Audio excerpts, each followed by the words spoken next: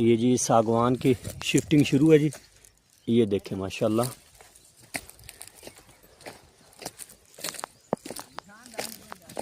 Plants का size देखें माशाल्लाह, 1 से 1.5 फीट साफ़ सुथरा सेहतमंद पौधा।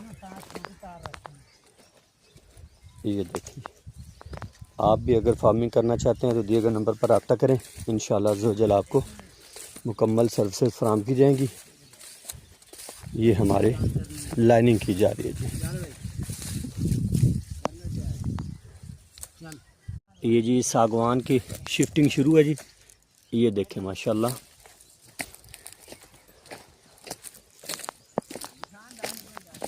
प्लांट्स का साइज़ देखें माशाल्लाह, 1 से 1.5 फीट साफ़ सुथरा सेहतमंद पौधा।